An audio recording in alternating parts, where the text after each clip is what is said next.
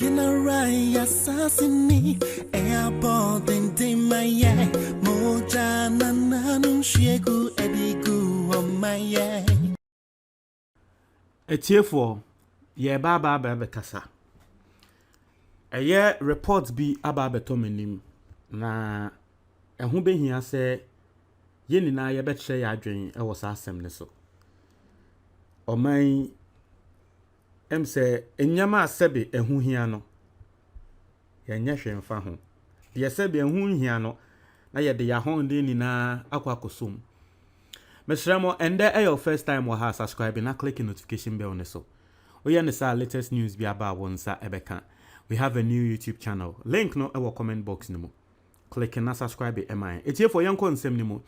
Now, you have right in front of you a website I friend Greek today.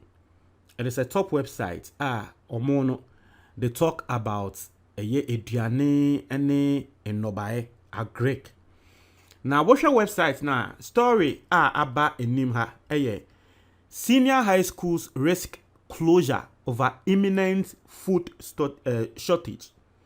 Senior high schools risk closure over imminent food shortage. Not to say SHS schools no. Ye betu to schools nimu because you see eduane any schools nimu. I will explain. Now, this is the first story. Oko another website modernghana.com. I don't see a top website for Ghana pound. O share the woman so much as a food shortage hits free SHS as students asked to go home early to avoid shame. Not to say SHS for ya pam mo se woman ko fie na nini na ene se eduane hu aye den e wo school ni mu enti ye mpese enim go ase Ebekan schools no. Nti apam yo so monko fie. Now, I have a report on my phone. It's rather unfortunate say the on my phone so no. You can't see it on your screen. But no so ube hu say NAT ene NAGRAT eye teachers association omumpanyifo kasa a wo mo tre say senia eduane a short e wo school ni mu no enye na omo be close down the schools. Now, what baby say, na school no senate. Now, Ghana public schools no the etene say, abayin na wo feed school no. Now, obedi mi adanse ye say eduane de sebe onipa ohia just like nipa hia education. Se wo nipa nya eduane anko ni mu a adesua no eto de bia na ehun edin. Untumi nsua de. Senya nkolei ewo school na eduane supplies ewo se efiri aban ho ba school ni mo emba ninti teachers no and headmistress headmasters na yomo adwen say and ye yama nkola ni nkofie because okofie dia say ne kom de na eyefie no wo ba yama ne mba school say wa be school SHS na ekom emba mbede no. Now let's read this story. I say there appears to be serious food shortage in Ghana senior high schools.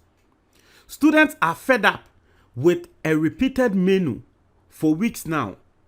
The shortage is blamed on the school's inability to get some food components to serve the children the required plates of nutritive value. Some heads of the schools who want their name placed on ice have alleged that government failed to give them the 30% feeding component to purchase some perishable foods which are not covered by the National Buffer Stock Company Limited, the supplier. Students, according to them, have no choice but to eat their breakfast with insufficient morsel of bread, or mostly without bread at all. Sadly, they have no one to complain to, as they stand to be punished for complaining. In Kolano, eduane any school ni mu, nanso omuntumi nka, omukoka teachers no edi enibre ebehwe omo. Inti womu su ewo mu se aden mumma yenko fie ene eti school ha na ekom eden na school feeding no ana SHS public schools na ye mo eduane no eye supplier a wode eduane no mo eye National Buffer Stock Company Limited na munya mo be kai anansen me de betu mo nim say National Buffer Stock Company Limited no oni kwa ye de na akwa tena wo mo board ano eye Nanabi kisi Nanabi na tena board na no. Now National Buffer Stock Company Limited na wo mo de aduane koma SHS no enye aduane ni nina no mutumi edema enti eye sa na e wo se aban emma school no sika na school no editor indiane ni bi yanfa ne se National Buffer Stock Company no ono de ode bebre school no eye the raw product yanfa ne se bia wono no ode ebro na bebre school no ode millet na bebre school no use won sa de no bia ode esam na bebre school no ebro more ode emo na national we no ede beba but indiane ni bi ti say bia nkola ne kodidi anopa breakfast omuhia bread eno no free National Buffer Stock Company ne ho emba ebia milk ene sa nyama no free National Buffer Stock Company ho na emba nti no normally dey ye ne say sa part of the money no eye aban ene de ma school no na school no so e de ato nti dey ebe free National Buffer Stock Company Limited aba no school no so e de sika no eto dey de be complement na trese nkola na nyegiane. I hope say everyone is understanding the point. Na there was a free aban ho eba no aban emphasize sika ne mba sika na was a aban wode ba na yede to aduane ema nkola no se sika no aban emfa mba na unimade. This isn't the first time. Now I'll show you say Ghana omanya yetimu we are not proactive. We are not proactive at all. Now let's read this story and then I'll go and show you that. Or see, this is the Agric website now. As a public senior high schools across the country risk closure over food shortage, GhanaExtra.com can report authoritatively most of the schools have run out of essential food items as sugar, rice, maize, milk, cooking oil, flour, and sardines, and have been forced to diverse means of feeding the students. As a credible information available to this portal indicates that many of the schools have been forced to rely on only beans-related foods for supper, lunch, and have also been providing breakfast without the mandatory bread. After say money we need any want beans nko and nkola need. Obi to say me and I me wo school ha na nka de bia me rane because me say beans me yem enje me di beans pe na fa me yem. Students ni bi wo ho asa. Just say you have no options. You see there beans ne pen na wo ho ntia no so no mu dia nti beans no so mu dia na ni na asa na afi dia square zero. Nti emo just like what this website is saying no. We say emo sugar, ebro, milk, cooking oil, flour, sardines. Sa nyama ni a short it. I was say if you are buying hoba emba. Now, let's go back. This is just last 2 days or so there when I story way ever. Let me show you something. This is as far back as March 17th. This story as far back as March semedimeni can be 6 months ago. March be 6 months ago. And a story bar say SHS schools may close down due to lack of food supplies. Let's go and read it. As far back as March, January, February, March, September more into 6 months ago. And now 5 months ago, no 6 months, say 3 and away 9 into 6 months ago. And now story ne ba say yanhwe ne ye a dachi bi e this year mu no ye be close down SHS schools no because Indiane air shortage 6 months ago. Any or say SHS schools may close down due to lack of food supplies. Not secretary hints into where your teachers no omu secretary and they can't ask them no. She story no published 6 months ago. Not for omu letterhead no. I say the National Secretary of NAT, Thomas Tanko Musa, has gone hard on both Ministry of Education and the Ghana Education Service. In the video, he was heard saying the government is portraying that all is well in respect to feeding.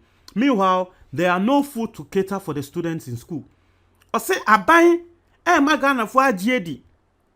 Say eduane e wo school ni mu school eduane bi an shorte. We are 6 months ago asema wakan yo.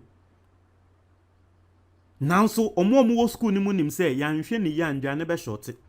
Or say according to the National Secretary of NAT, SHS schools have to look for funds elsewhere